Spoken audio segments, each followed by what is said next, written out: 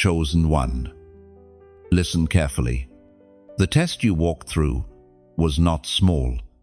It was fire meant to refine you, not flames meant to consume you. Every sleepless night, every prayer that seemed unanswered, every moment where heaven felt silent, these were not punishments. They were proving grounds. You were being prepared, stretched, and purified. Others gave up.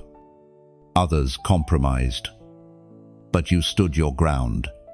And now the announcement from heaven is clear. You passed. Think about gold. Before it shines, it must face the furnace.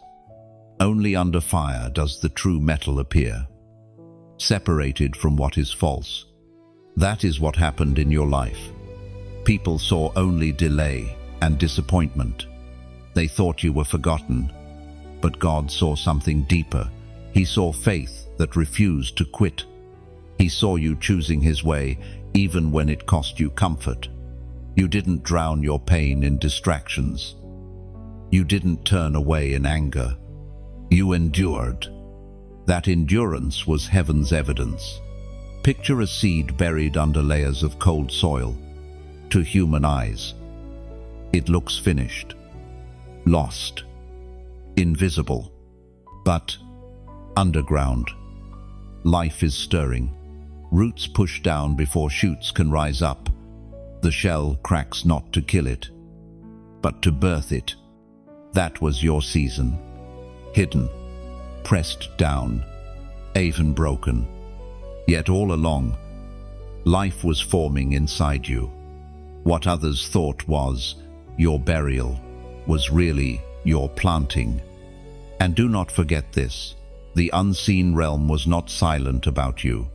Angels were leaning in. Darkness tried to crush you, but could not. Every yes you whispered in secret became thunder in the heavens. Every tear was not wasted. It watered the soil of your destiny. Every quiet choice for righteousness testified that you belonged to God's chosen, because you endured. The shift is here. God Himself steps forward as your source. No longer will you be sustained by scraps or struggle. The hand of heaven now funds your future. This is not chance, not luck, not your own effort. It is divine arrangement. Scarcity ends. Provision begins. I remember the story of one chosen one who waited years. Opportunities slipped away. Promises collapsed. Friendships dissolved. Night after night, they prayed. Still, I trust you. It looked like nothing changed. But then suddenly, doors opened in places no one expected.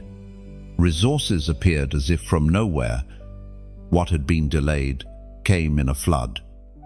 Unstoppable and undeniable. That same story is echoing into your life now. You endured your night. The morning has come.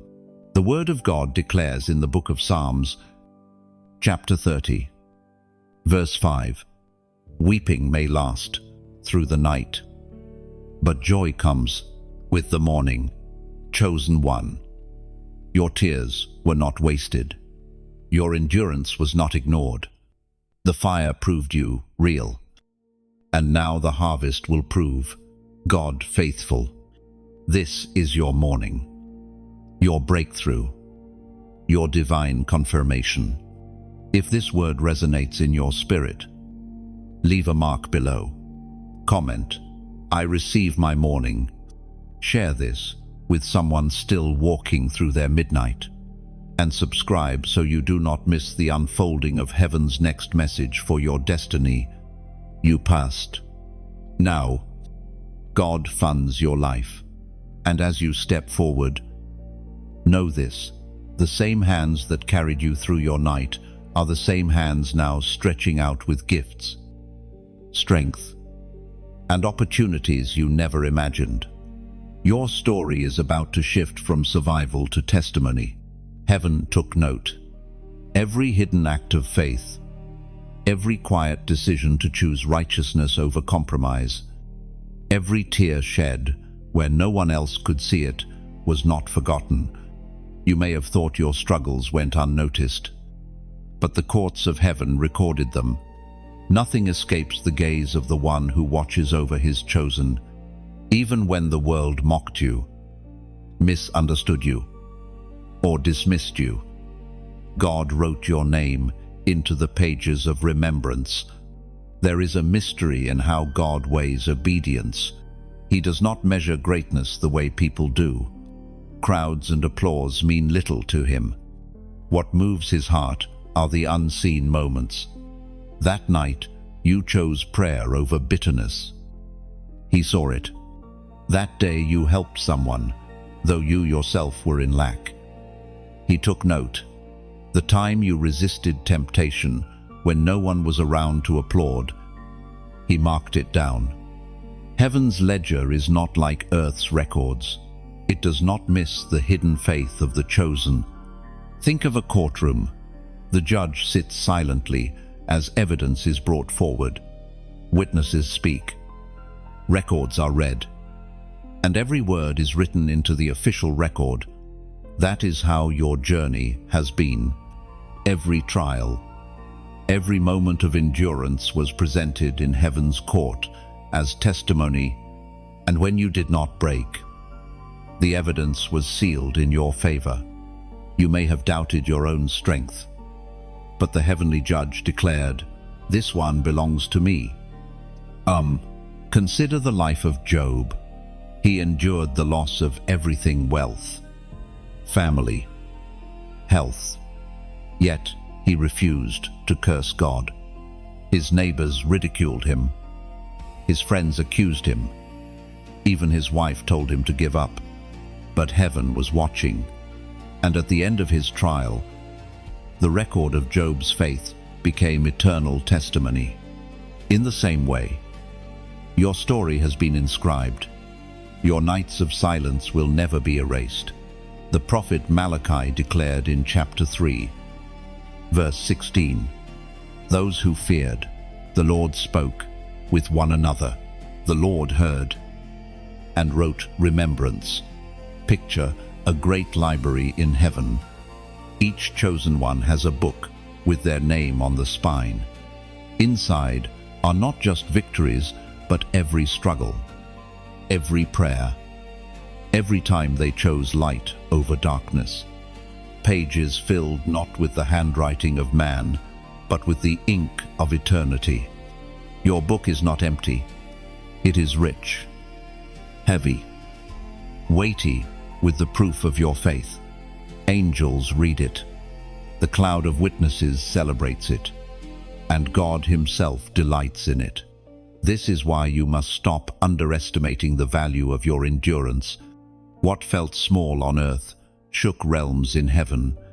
What felt ordinary was extraordinary to God. Even when you thought you were barely surviving, you were actually building an eternal testimony. I remember hearing of one chosen soul who spent years serving quietly in a small village church. They had no platform, no recognition, no crowd. Many thought their labor was insignificant, but heaven thought differently. When that person later faced a storm of loss, the record of their hidden faith became their shield. Provision arrived, unexpected allies appeared, and strength surged when it was most needed. Heaven had not forgotten. The record of faithfulness spoke louder than any accusation. So it is with you. Heaven remembers. Heaven recorded. Heaven applauded in silence, even when earth ignored. This is why the season ahead is shifting in your favor, not because you sought reward, but because God is faithful to what he records. Chosen one, your name is in that book. Your obedience is written down. Heaven took note, and heaven never forgets. Angels applauded, though you could not hear it. Though your natural ears were deaf to the sound, the unseen realm erupted when you refused to bow. Every time you chose purity over compromise, silence over gossip, prayer over despair, the heavens broke into celebration. You thought you were standing alone, but the hosts of heaven were rising to their feet like an audience watching a champion cross the finish line. There is a passage that reveals this reality.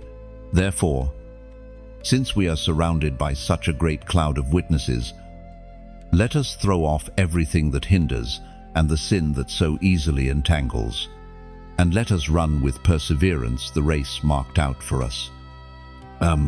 Think of a stadium, a single runner, Intus, weary and almost collapsing. No band plays for him. No medals hang, waiting. Yet suddenly, the stands erupt. Cheers rise like thunder. Strength returns to his bones.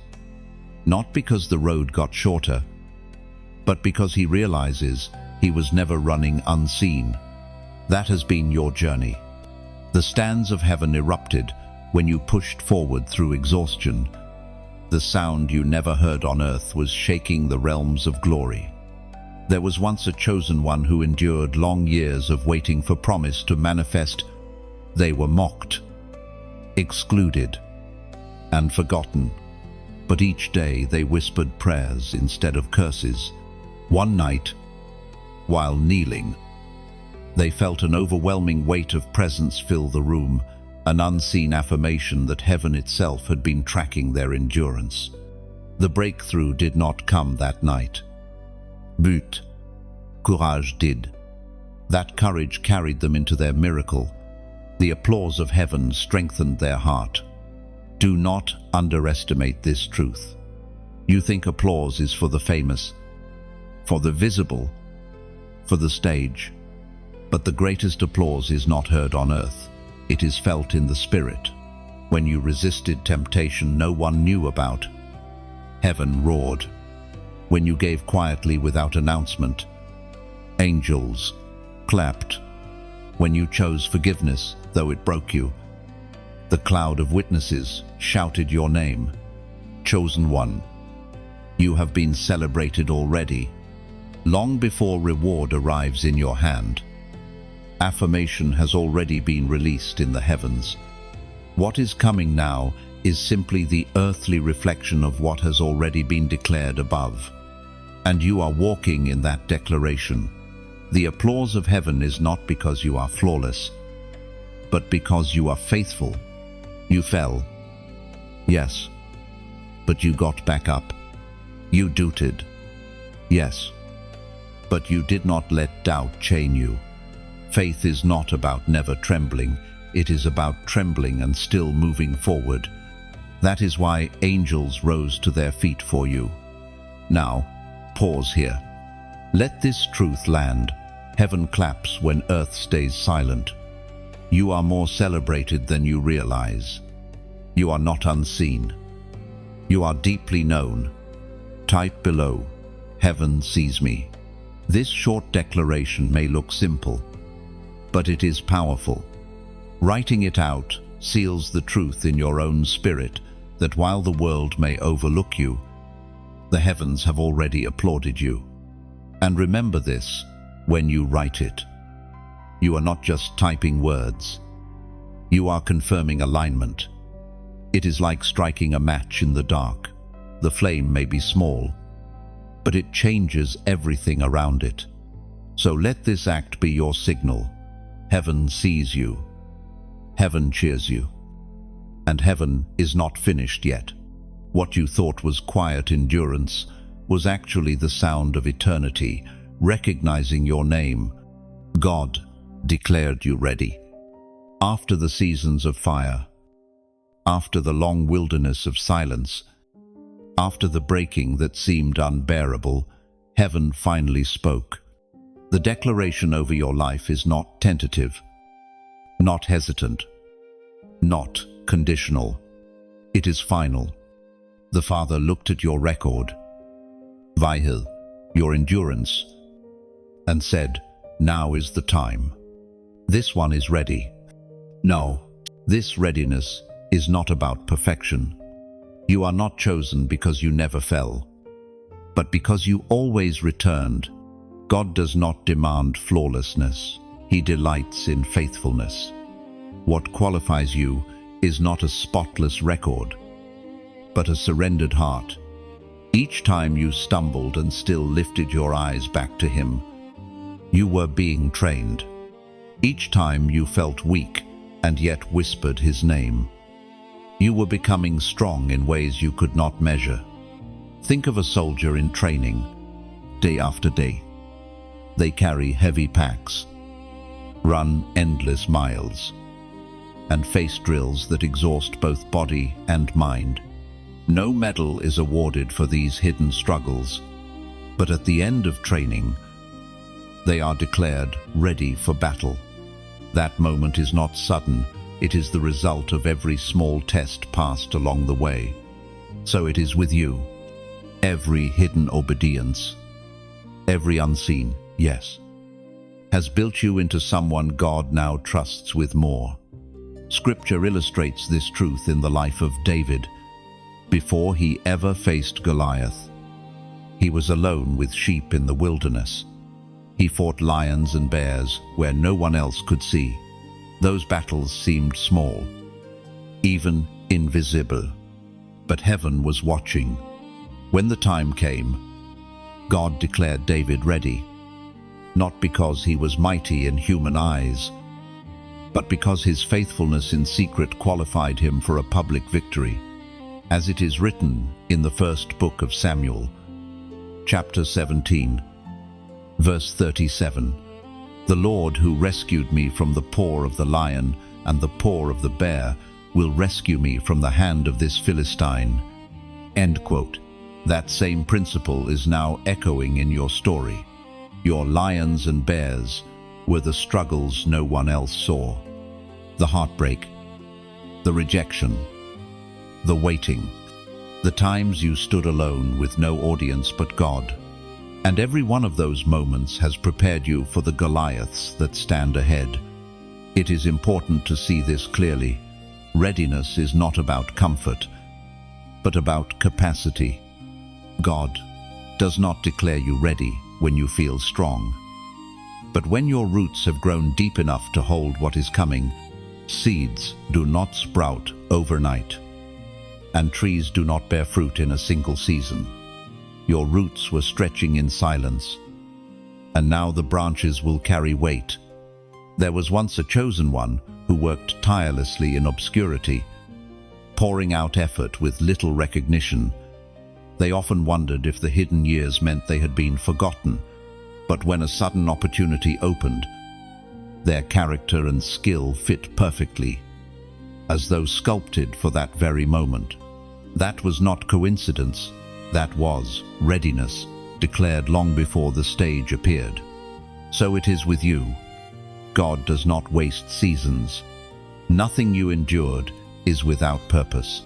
The delays, the denials, the detours, each one was preparation. And now, the voice of heaven has spoken over you.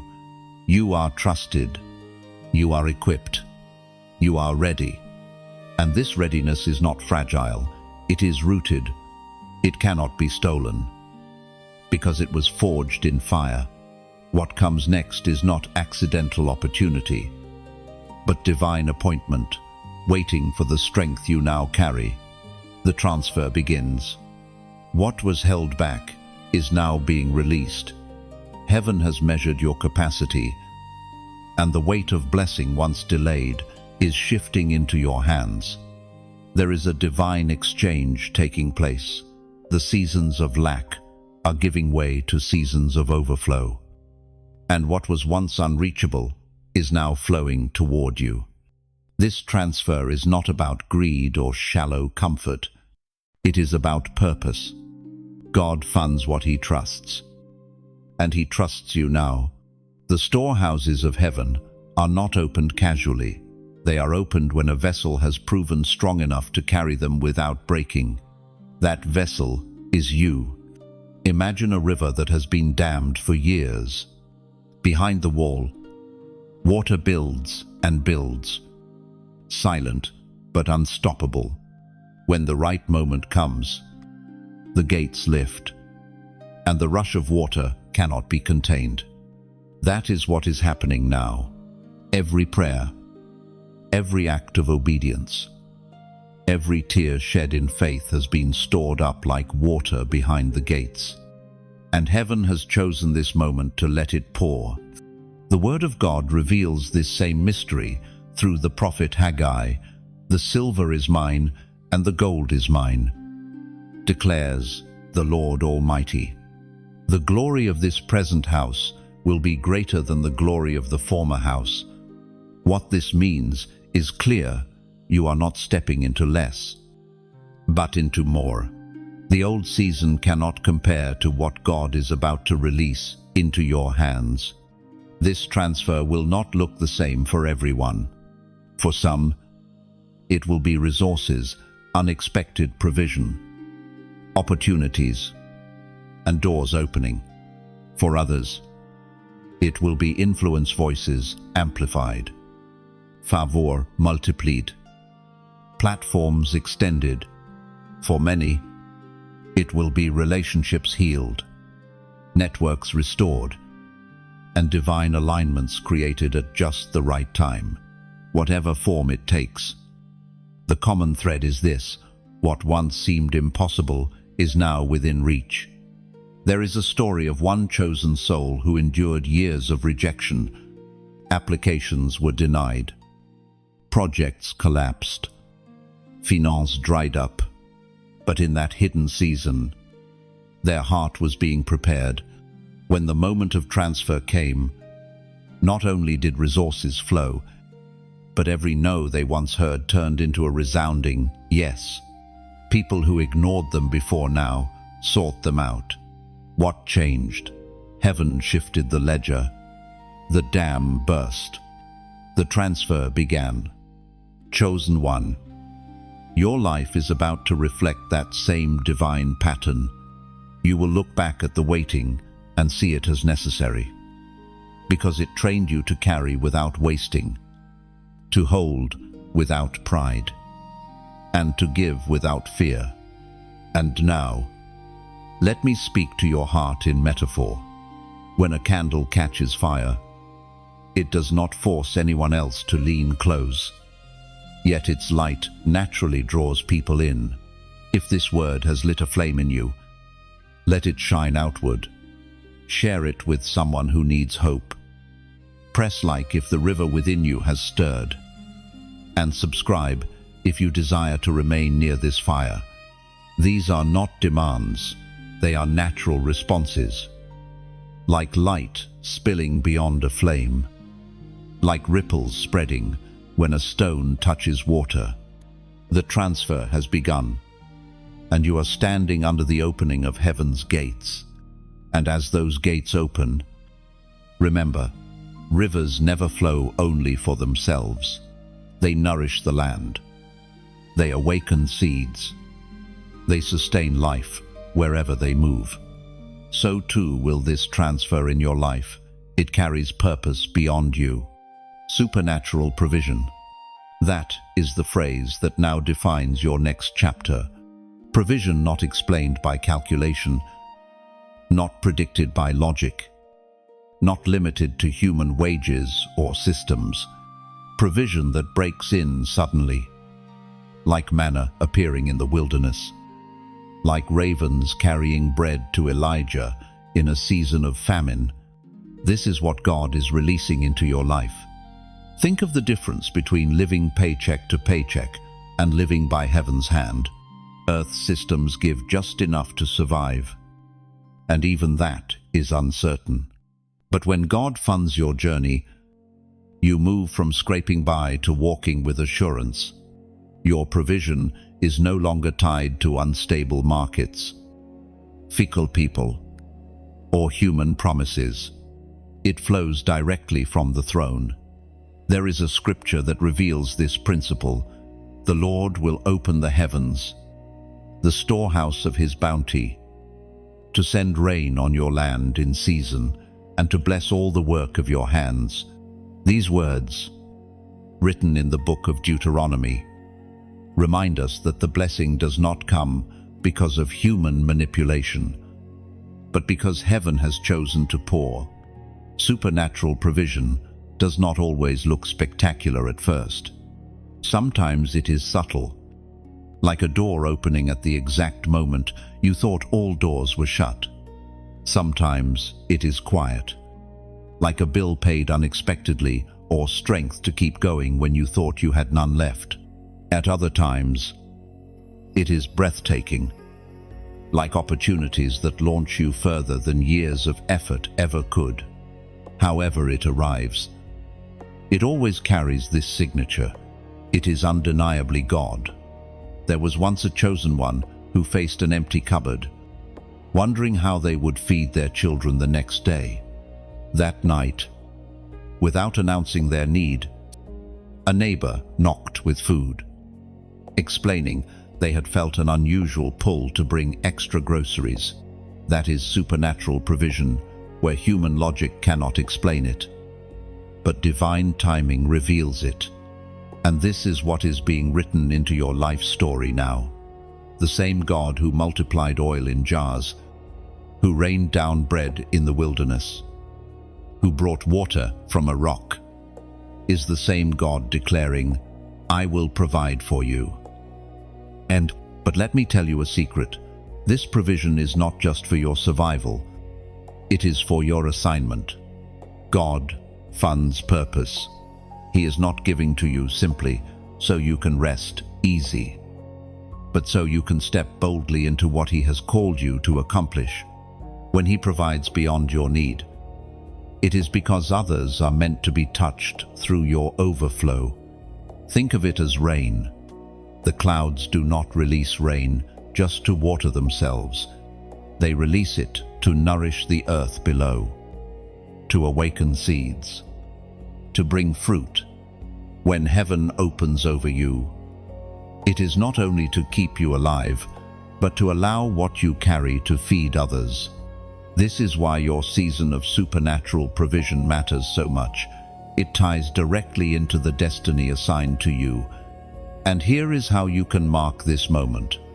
Comment below with the number 444. It is more than digits on a screen. It is a prophetic symbol of open doors, divine stability, and supernatural completion.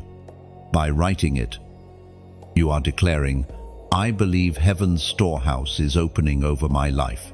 It is an act of agreement, a way of aligning your earthly response with heaven's announcement. Chosen one, lack is not your story anymore. Scarcity will no longer define your future. You are stepping into supernatural provision timely, abundant, indéniable. And every gift that flows into your hands will whisper the same truth. God Himself funds your journey. No more scarcity. That is the shift you are walking into now. Scarcity has been a teacher, shaping your patience, molding your discipline, forcing you to lean on God when resources were thin. But scarcity is not your permanent address. It was a wilderness stop, not your eternal home. The season of survival is closing, and the season of abundance is opening. Scarcity has a way of training the heart. When you lived with little, you learned gratitude for small things. When you endured lack, you discovered the strength of contentment. You saw how fragile human promises can be, how quickly circumstances can change. Those lessons were not wasted, they anchored you. But now, the Lord says, enough. You have learned what the wilderness was meant to teach. Now, step into the land, flowing with milk and honey. Think of the Israelites. For 40 years, they gathered manna daily, just enough for the day. Never more. But when they crossed into the promised land, the manna ceased. Suddenly, they ate from fields they did not plant, harvested from vineyards they did not tend. Scarcity ended because the season shifted. And so it is with you. The wilderness provision has been faithful, but now you are entering a place where overflow is the new normal. The ancient words recorded in the book of Joshua, chapter 5, verse 12 declare, "The manna stopped the day after they ate this food from the land. There was no longer any manna for the Israelites. But that year they ate the produce of Canaan." This is the picture of your transition. What was once enough to survive is giving way to more than enough to thrive. Scarcity ends when God ushers you into inheritance. There was once a chosen one who lived year after year in barely enough. Their work was steady but never sufficient. Their effort constant but never rewarded. Yet through those years, they became a steward, careful, watchful, thankful. When the shift finally came, opportunities multiplied, resources overflowed, and their heart remained anchored in gratitude. Scarcity had trained them, but abundance was always the destination. Abundance, however, is not only about material wealth, it is about peace that flows without interruption, joy that springs without effort, strength that renews without fail, scarcity of love, of clarity, of hope. These, too, are being broken. Where you once lived on fragments, you will now live on fullness. Where you once strained to survive, you will now carry surplus enough to lift others. Picture a desert where cracks split the ground, dry and lifeless. Then, suddenly, rain pour, streams rise, flowers bloom, and the land once barren becomes lush. That is your life. Scarcity was the desert, but abundance is the garden, now forming under heaven's rain. No more scraping by. No more nights wondering if tomorrow will hold enough. No more cycles of nearly and not quite. The declaration has been made. No more scarcity. And the God who never lies will watch over his word to perform it. And when you step into this abundance, remember, it is not fragile or fleeting. This is not a momentary blessing, but a new rhythm for your life. Abundance becomes your testimony, your evidence, your new normal, because the God who provides has anchored your future in his endless supply. Doors once closed open. That is the next movement of your story. You have known the sting of rejection, the ache of delay, the heavy silence of opportunities that seemed so close, yet never opened. But God has not forgotten those moments. What once shut firmly before you is now swinging wide, not by human persuasion, but by divine command. Closed doors were never a sign of abandonment. They were protection. Had you entered too early, the weight behind those doors would have crushed you. God, in his mercy, let them stay sealed until the foundation within you was ready. What felt like a curse was actually preservation. Now, when the door opens, you will walk through not as a beggar, but as a carrier of authority. Consider Joseph, betrayed by his brothers and forgotten in prison. Every door seemed locked against him: family, freedom, future. Yet when the appointed time came, one word from Pharaoh opened a door no man could close. In a single day, Joseph shifted from prisoner to ruler, from chains to authority. The years of shut doors prepared him for the one door that mattered. Scripture tells us in the book of Revelation, chapter 3, verse 8, I have placed before you an open door that no one can shut. This is not just poetry, it is the promise of your season. The doors that heaven has chosen for you cannot be barred by people, circumstance, or opposition. Think of an ancient gate, iron and unmovable. For years, you stood before it, knocking, pushing, wondering why it would not yield. Behind that gate was destiny, but God was still shaping you in the waiting. Now, imagine a key turning with ease, the hinges groaning, and the gate swinging wide. That is what is happening now, not a slow push, but a decisive opening. There was once a chosen one who applied again and again for a position that never came. They carried dreams that felt caged, but in the hidden years, they developed skills no one noticed. When the right door opened, it was not the job they once begged for, but a role beyond what they could imagine. Tailor-made for everything they had been practicing in secret. The shut doors were never rejection, they were redirection towards something greater. You must understand this. Open doors are not about convenience, but about calling. They align with your assignment, not with your comfort. When heaven opens a door, it leads not only to provision for you, but to impact for others.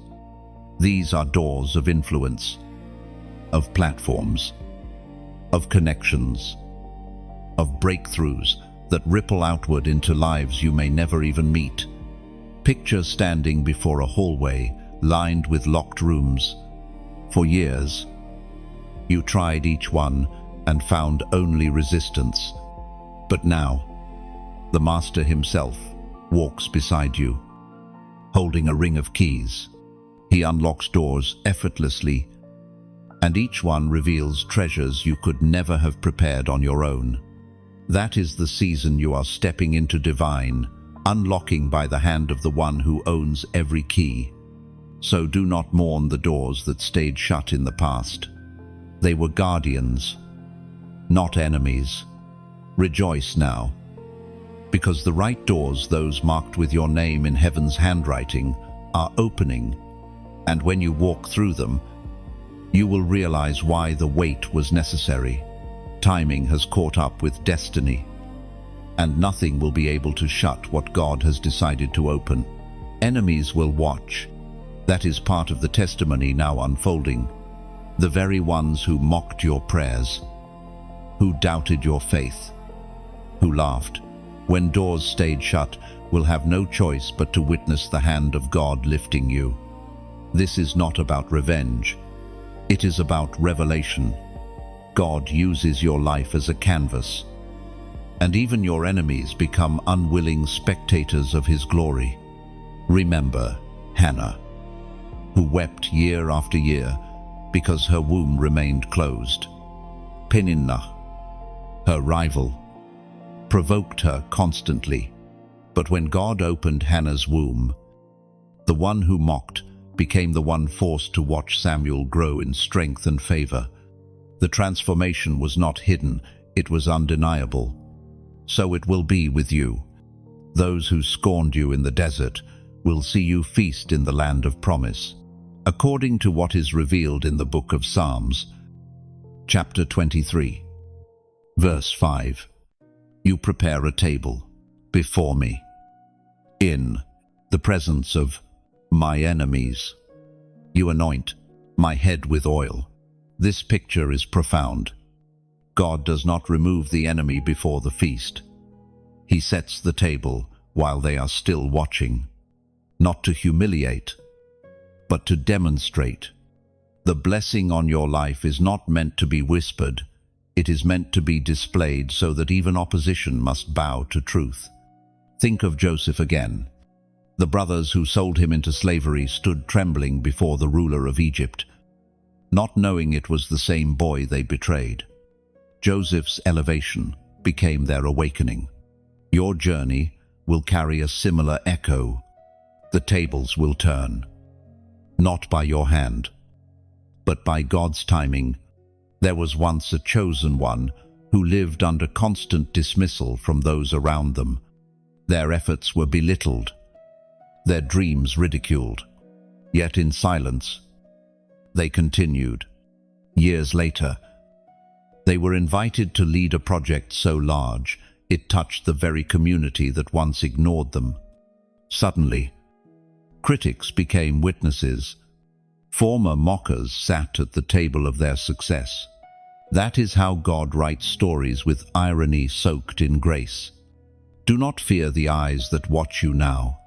Their gaze cannot stop your rising. It only highlights the shift. When abundance flows, when doors open, when provision multiplies, the evidence will be too visible to deny. Even those who opposed you will have to admit, the hand of God is on this life.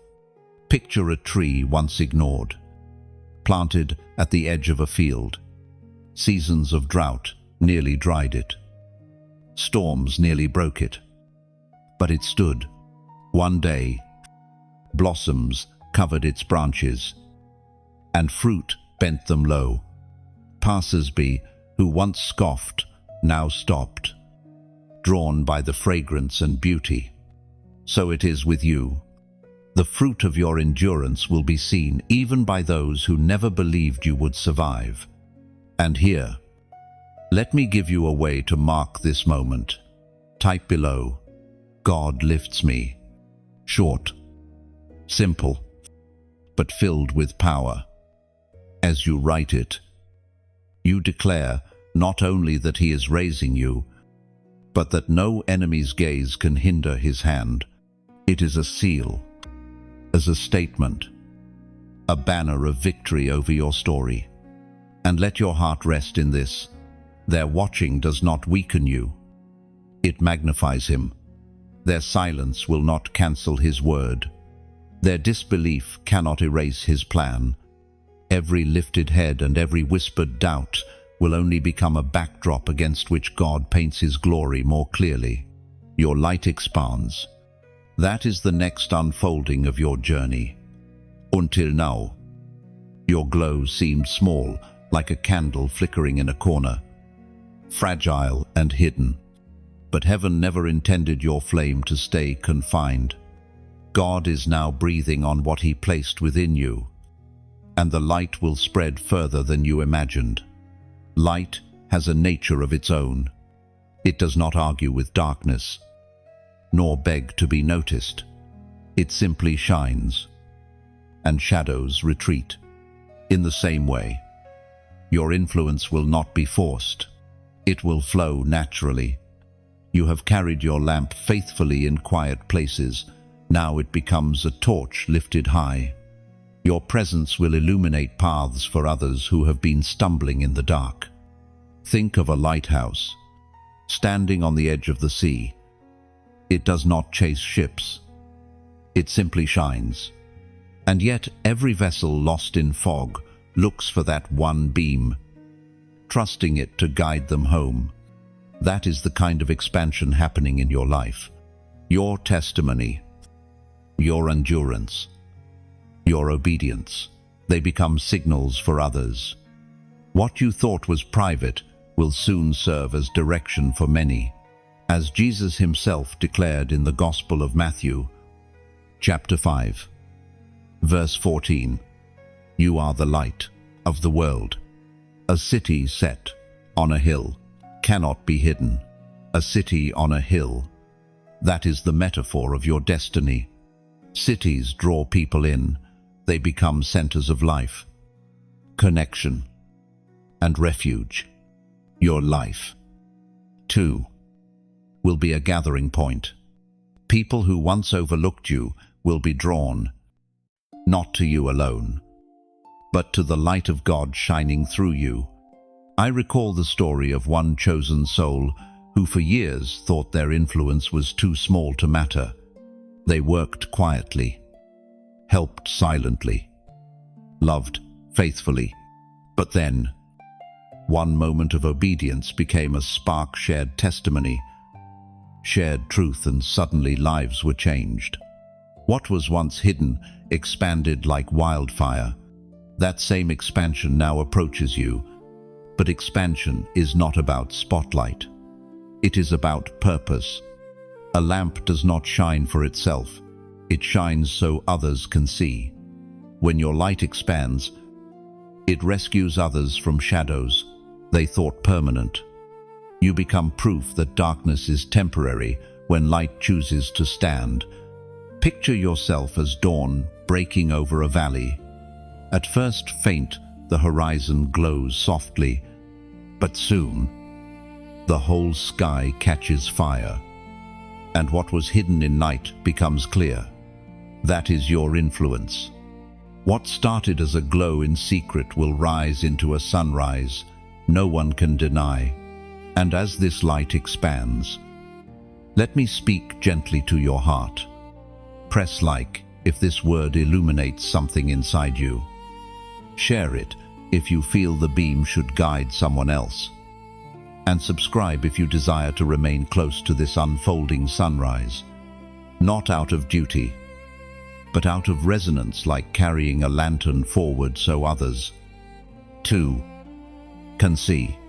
Think of it this way. Your like is a seed planted in fertile soil. Your share is water poured to help that seed grow. And your subscription is the steady flame that keeps the fire alive. Each act is voluntary. Each act beautiful. Together, they create a harvest of light that will reach far beyond you. Your light is no longer confined. It spreads. It grows. It multiplies. And as it expands, so does the testimony of the one who called you chosen. The world feels it. Your personal shift is not just about you, it ripples outward. When heaven marks a chosen one and resources begin to flow, the effect is never isolated. Like a stone cast into still water, circle form, widening until even distant shores are stirred. That is what your life is beginning to release now, impact that cannot be contained. Every chosen one is both an individual and a vessel. God never blesses only for private comfort. He blesses for communal transformation. Think of Abraham. His covenant was not only for his family, but for generations after him. Nations would be blessed through his obedience. The same principle holds for you. Your obedience, your provision, your breakthrough. Others will taste the fruit of what you carry. The apostle reminds us in his second letter to the Corinthians, chapter 9, verse 11. You will be enriched in every way, so that you can be generous on every occasion. And through us your generosity will result in thanksgiving to God. End fort. Notice the pattern. Enriched, so that you may give, so that God may be glorified. Heaven's economy always moves in circles. What enters your hands will not end with you. It will flow outward into places you may never step physically. But your obedience will reach spiritually. There was once a chosen one who lived quietly in a small town. They received an unexpected resource, something beyond what they thought possible. Instead of hoarding it, they invested it into their community, repairing a broken roof for a neighbor, buying supplies for children who lacked, funding a local outreach. Within months, the entire atmosphere of that neighborhood changed. People began to speak of hope again. The blessing did not stay in one house, it radiated. So, it will be with you when provision comes, when doors open, when abundance flows. The world around you will notice the fragrance. It is like a garden in bloom. The air changes. Even for passers-by who never planted a seed, your expansion will shift atmospheres, awaken courage, and birth gratitude in places long silent. Think of Joseph again, not just as a dreamer or a ruler, but as a rescuer. His elevation was not simply to prove his brothers wrong. It was so Egypt could survive famine, and so his family could find refuge. His blessing became the world's salvation, in smaller, yet no less powerful ways. Your life carries that same ripple effect. Your story is not confined to your survival. It is tied to others' deliverance. Picture yourself as a lantern lit in a crowded, dark marketplace. At first, it lights only your steps, but slowly, others draw near. Merchants, travelers, children all begin to see by your flame. The market itself changes, trade resumes, laughter returns, fear dissolves. That is what heaven's touch on your life does. It shifts not just your personal world, but the environment around you. And here is a deeper truth. Sometimes the world will feel your impact without even knowing your name.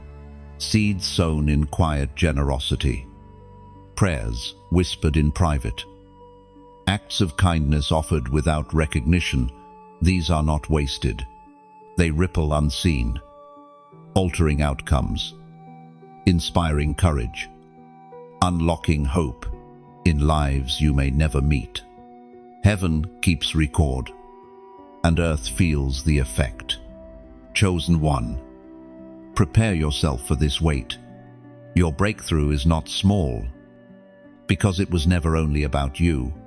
When God funds your journey, the world will notice, not because you chase recognition, but because true light cannot be hidden, and true provision cannot be silent.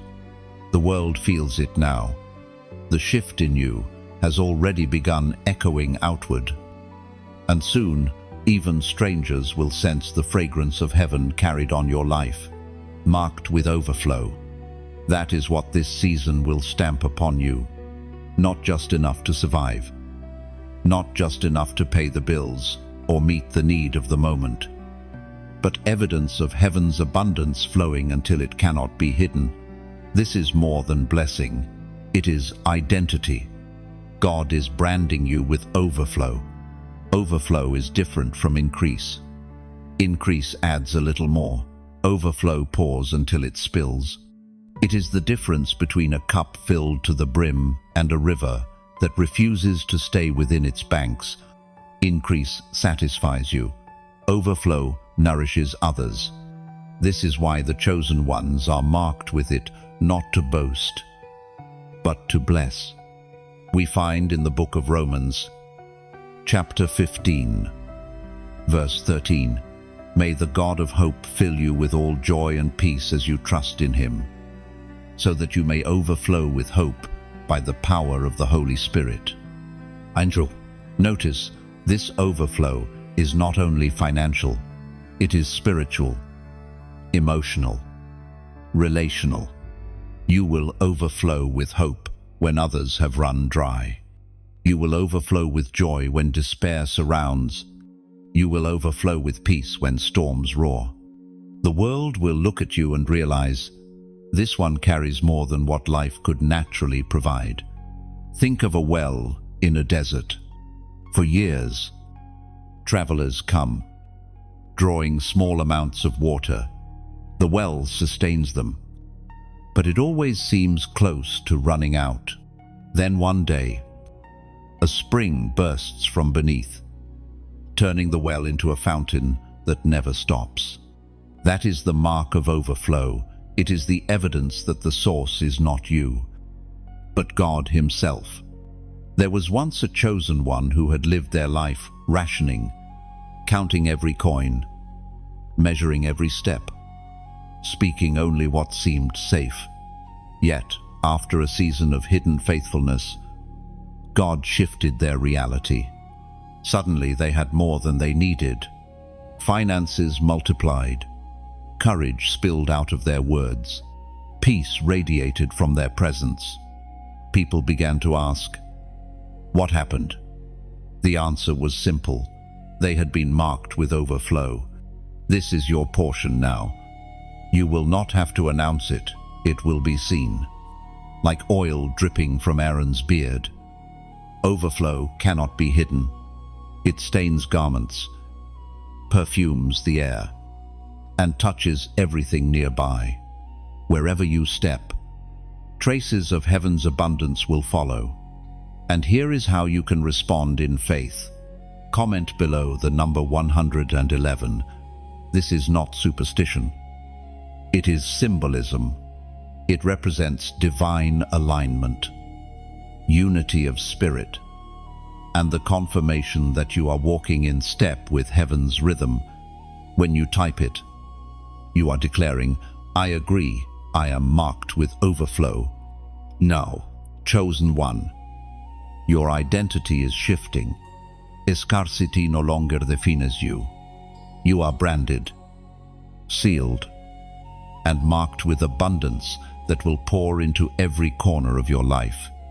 Heaven's signature on you is not subtle, it is unmistakable overflow. And let me add, this overflow is not a season that passes quickly. It is a lifestyle.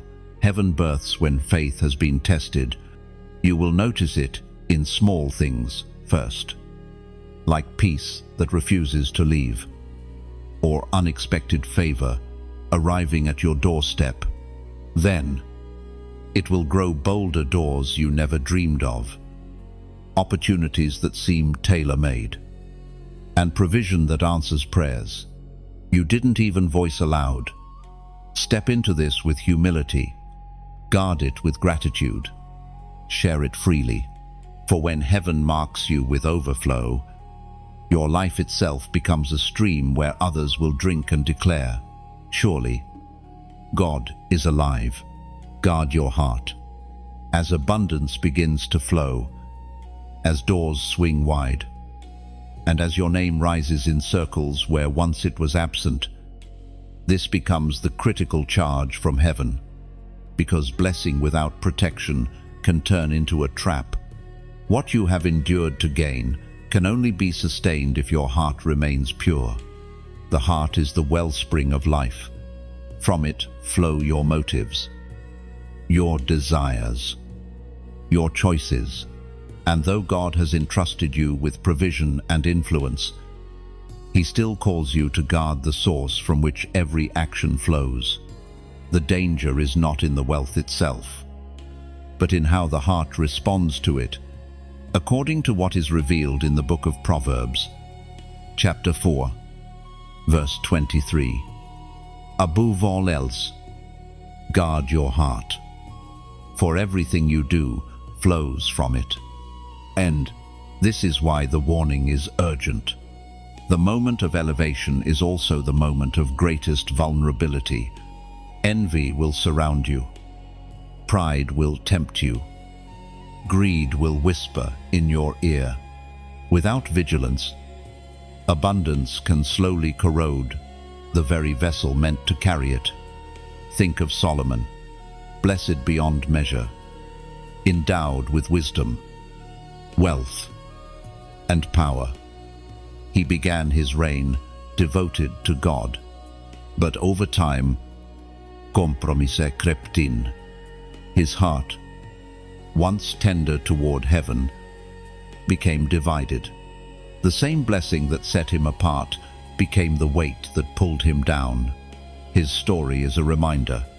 The issue is never the abundance, but the condition of the heart holding it. There was once a chosen one who rose quickly in success. Their gifts opened doors. Their provision grew. Their influence multiplied. But slowly, they began to cling to the blessings instead of the one who gave them. Gratitude faded into entitlement. Dependence shifted into self-confidence. And soon, the overflow that once blessed others turned inward, leaving them empty. The rise was glorious, but the fall was painful. Guarding your heart is not about fear, it is about wisdom. A garden flourishes only when weeds are pulled consistently. The heart, too, must be tended daily, removing bitterness before it takes root, pulling pride before it blossoms, watering gratitude so it remains green. Without tending, even the most beautiful garden can be overrun. Picture a river flowing clear and strong. When debris and pollution are allowed to collect, the river is not destroyed, but its flow is hindered. Guarding your heart is like keeping the river clear, ensuring that what flows outward remains life-giving. And here is a truth you must hold: the more you are entrusted with, the more deliberate you must become in guarding. Influence attracts attention. Provision draws pressure. But a guarded heart stands unshaken, because its anchor is not in possessions, but in presence. To guard your heart is to stay rooted in the same humility that carried you through seasons of lack. It is to remember that every gift came from the hand of God, and therefore, every gift must return to His glory. Gratitude becomes your shield, humility your anchor, and prayer your constant watchtower. Chosen one. The abundance is real, the overflow undeniable, the transfer unstoppable. But without a guarded heart, all of it can become hollow. Keep your gaze on the giver, not the gift. Tend the soil of your soul. Stay pure in motive, steady in gratitude, unwavering in devotion. For the heart you guard today will determine the legacy your abundance leaves tomorrow. Stewardship mandate. That is the calling that rests upon you now. The resources flowing into your life are not random, nor are they solely for your personal comfort. They are assignments, tools placed in your hands to fulfill a higher purpose. Heaven funds with intention, and the responsibility given to you is as holy as the provision itself. To steward is to manage faithfully what belongs to another. Every gift you now hold, whether financial, relational, or spiritual, belongs ultimately to God. You are the vessel, not the source. And stewardship is what transforms blessing into legacy. Without stewardship, abundance dissipates like water poured onto desert sand. With it, abundance multiplies and continues far beyond you. The Word of God declares in the Gospel of Luke, chapter 16, verse 10, "Whoever can be trusted with very little can also be trusted with much, and whoever is dishonest with very little will also be dishonest with much." This truth has already proven itself in your life. The small tests, the seasons of lack, the unnoticed acts of obedience were the training ground. Because you managed little with faithfulness, heaven can now entrust you with much. But the mandate does not end here. Stewardship must grow with your increase.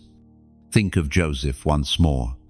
He was entrusted first with Potiphar's household, then with a prison, and finally with a nation. Each stage required deeper wisdom, greater responsibility, and broader vision. Had he mismanaged the smaller assignments, he never would have been given Egypt's storehouses. In the same way, your current abundance is not an end. It is the beginning of larger stewardship. There was once a chosen one who came into sudden wealth. At first, gratitude filled their heart, but without stewardship, the provision slipped through their hands. Money was wasted, relationships strained, opportunities lost. Within a short time, what had looked like a blessing turned into a burden. Their story became a warning. Without stewardship, abundance cannot endure. But there is another story. A chosen one who received resources beyond expectation began to see them as seeds, not trophies. They invested in others, nurtured communities, and poured into the work of God. Within years, their provision multiplied not only in material, but in influence, in honor, in lasting impact. Their story is testimony. Stewardship transforms blessing into inheritance. Picture yourself as a gardener. Seeds are placed in your hand. You can choose to consume them quickly, or you can plant them into fertile soil. Tend them with patience, and watch them yield a harvest 100-fold. Stewardship is planting, watering, and protecting. It is seeing beyond the present meal to the future field. And stewardship is not only about money. It is about time, investing your hours into what matters. It is about relationships, treating people as gifts, not stepping stones. It is about calling, using your influence not for vanity, but for kingdom purpose. Every area of life carries a stewardship mandate. Chosen one. Understand this clearly. The provision you hold now is proof of trust. But the legacy you leave will be determined by stewardship. Handle what you carry with reverence. Let every decision reflect wisdom, gratitude, and vision. For when you steward well, the blessing not only sustains your life, it shapes generations after you. And never forget, true stewardship turns temporary possessions into eternal testimony. What you manage faithfully today will echo beyond your lifetime, leaving a trail of light that others will follow long after you are gone. Multiplication season. That is where you now stand. What God places in your hands will not remain the same size. It will not stay as it is. The principle of heaven is multiplication. Seeds become harvests. Loaves feed thousands. Faith as small as a mustard seed moves mountains. This is the rhythm of your new season. Growth, increase, and expansion beyond what you can calculate. Multiplication is different from addition. Addition is slow, predictable, manageable. Multiplication is exponential, surprising, unstoppable. It is like watching sparks leap from a single flame until an entire forest blazes. What begins as one in your life will ripple outward as many, because God delights in magnifying what is surrendered to him. The ancient words recorded in the Gospel of John, chapter 6, verse 11, declare, Jesus took the loaves, gave thanks, and distributed to those seated as much as they wanted. He did the same with fish. A boy's small lunch fed thousands when placed in the master's hands. That is multiplication. What seems small in your grasp becomes abundant in his. And the same is happening with you. Your efforts, your offerings, your faith, they may feel small, but once heaven touches them, they will multiply into impact you could never design on your own. There was once a chosen one who thought their voice was too quiet to matter. They shared small words of encouragement, one by one, with the few around them. But those words multiplied. One person told another, then another, until entire groups began to shift in perspective. What felt like a whisper turned into a chorus. That is the power of multiplication. What leaves your hands never stays as it is. Picture a seed in soil. It looks insignificant, almost disposable, but hidden beneath the earth. Roots stretch down and stems push upward. In time, one seed becomes a tree, and one tree a forest. Birds nest, rivers shade, fruit feeds generations. Multiplication is hidden at first, then undeniable. Chosen one. This multiplication season is not simply for your abundance, it is for kingdom impact. Your resources will multiply so others can be lifted. Your influence will multiply so others can find direction. Your testimony will multiply so others can find courage. Nothing given to God returns as it was. It always comes back, pressed down, shaken together, running over. And here is how I invite you to step into this moment, not with duty, but with beauty. Press like as though you are planting a seed into fertile soil. Share this word as though you are letting streams from your well flow into thirsty ground. Comment as though your voice is another spark added to the fire. And subscribe as though you are choosing to remain under the shade of this growing tree. Think of it again in another way. Your like is like scattering grains of rice that one day become fields of harvest. Your share is a river branching into smaller streams that water distant lands. Your comment is a song that begins as a single voice but grows into a choir. And your subscription is the choice to keep returning to the garden, watering it so the blossoms never fade. Each action, simple in itself, is part of heaven's pattern of multiplication. Small beginnings, great endings, ripples turning into waves. The season of multiplication is here, and you are walking in it, funding your destiny. That is the reality you are stepping into. The resources arriving in your life are not random blessings. They are precise provisions sent to fuel the assignments written over you long before you were born. Every gift, every open door, every stream of provision has been aligned with the map of your calling. Destiny is never funded by accident. God is intentional.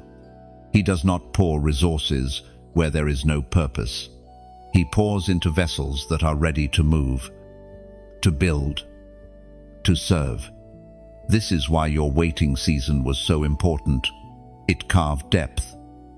It shaped capacity. It stretched vision. Now, what flows into your life is fuel for the mission. It is written in the book of Habakkuk, chapter 2, verse 3. For the revelation awaits an appointed time. It speaks of the end and will not prove false. Wait for it, it will come. This means every provision has an appointment. The funds for your destiny do not arrive early, when you are unready, nor late, when the opportunity has passed. They arrive exactly when the assignment is in front of you. God funds on time. Think of Noah. God did not tell him to build an ark without also providing the instructions, the materials, and the time to complete it. Every plank he laid, every beam he raised, was funded by divine provision. The ark was not Noah's dream. It was God's purpose funded through Noah's hands. So it is with you. There was once a chosen one who dreamed of helping their community but lacked the means. For years, they held the vision quietly, sketching plans, praying over ideas, waiting for the right moment. Then, suddenly, provision arrived, unexpected partners, unexpected funds, unexpected favor. The dream that seemed impossible began to take shape brick by brick, not because they forced it, but because heaven funded it at the appointed time. Your destiny requires fuel. Without it, vision remains a dream. With it, vision becomes reality. And God has decided that now is the time to back your calling with resources from His own storehouse. You do not need to scramble, manipulate, or beg. When destiny is at stake, provision comes from above. Picture a lamp designed to light a large house. Without oil, it cannot shine, no matter how beautiful its design. But when the oil flows, the flame rises and darkness retreats. You are that lamp.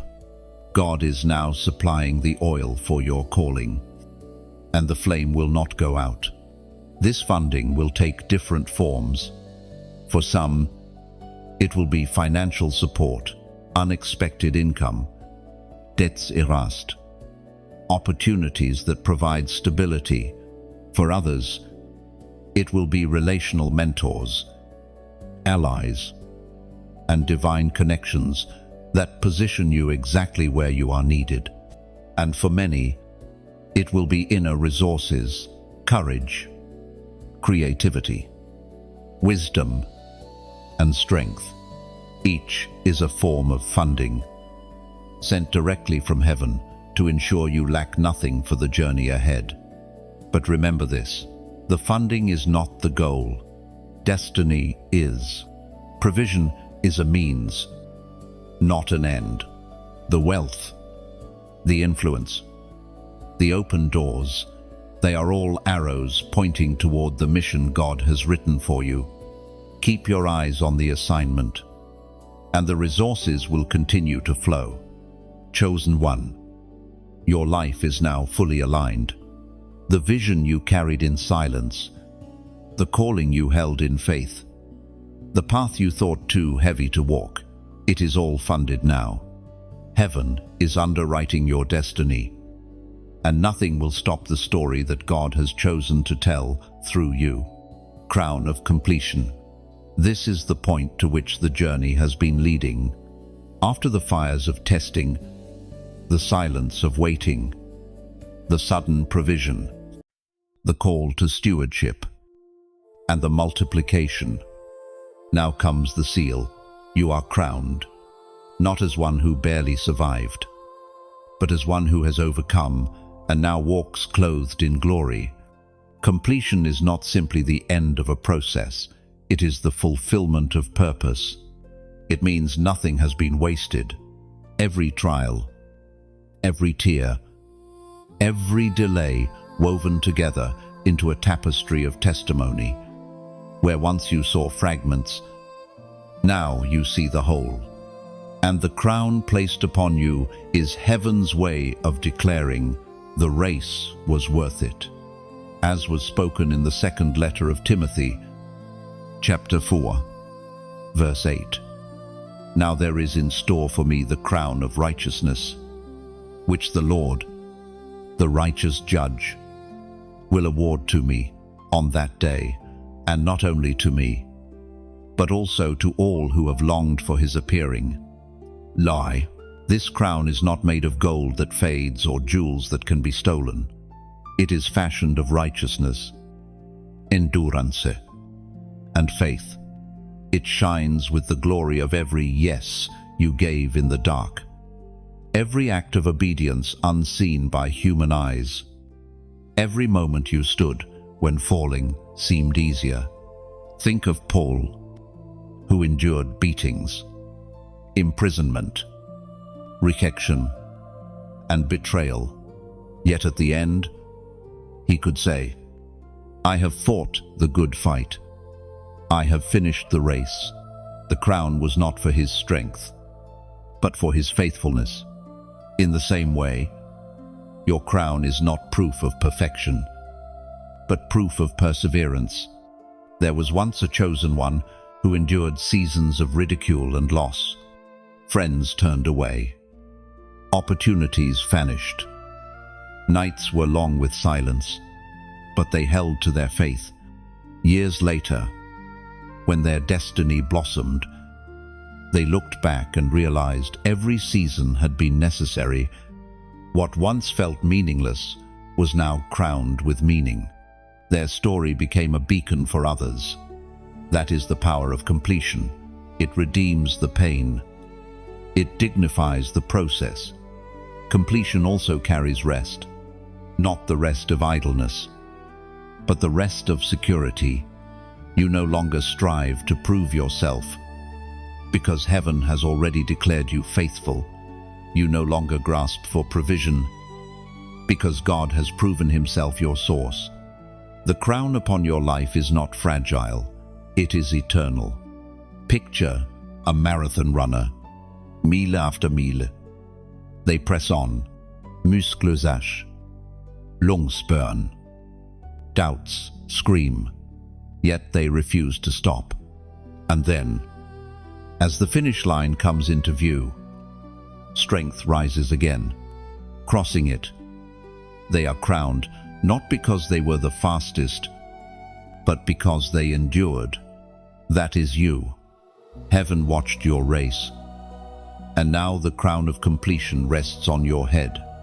And the beauty of this crown is that it does not weigh you down, it lifts you. It is not a burden, it is a banner.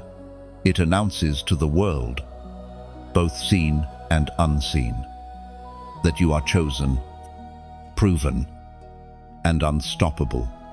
Chosen one. Wear it with humility. This crown is not for vanity, but for testimony. It tells every watcher angel, adversary, and witness that God's hand was on you from beginning to end. The story is complete. The journey has been marked by trials and triumphs, but the destination is glory. You are crowned with completion, resourced by heaven, unstoppable, in destiny, chosen one. Pause for a moment and let everything spoken settle deep into your spirit. You have walked through testing, endured scarcity, waited for provision, and now stand crowned with completion. This message was not random. It was written into your timeline to remind you of who you are. Chosen, funded, unstoppable. Your journey is not just survival, it is testimony. Every valley, every battle, every silent night has been woven into the masterpiece of your calling. And now, your life is shifting into a rhythm of abundance and destiny. You are not walking empty-handed. Heaven has placed tools, provision, and authority into your grasp. But remember, this is not the end. It is a beginning, a new season, a wider influence. A greater purpose waits beyond this moment. The overflow marked upon you will ripple outward into lives you may never meet, generations you may never see. That is the beauty of being God's chosen. You are both blessed and sent. And so I invite you into a gentle act of alignment. Press like as though you are stamping your agreement with heaven's word, like lighting a candle whose flame can be seen from afar. Share this message as though you are sowing seeds into fields you may never walk through, like releasing dandelion fluff into the wind, trusting it will land where it is needed. Comment as though your voice is joining a choir of other chosen ones, like a bell ringing in a valley, its echo carried further than you imagine. Subscribe as though you are choosing to pitch your tent near a great fire, staying close to warmth, light, and fellowship. These are not demands. They are invitations, beautiful responses that mirror the very truth we've spoken. Small actions in your hands multiply into great impact when touched by God. The story is not finished. Your crown is not fragile. Your provision is not temporary. You are chosen. You are funded. You are marked. Step forward now, because the world is waiting for your light.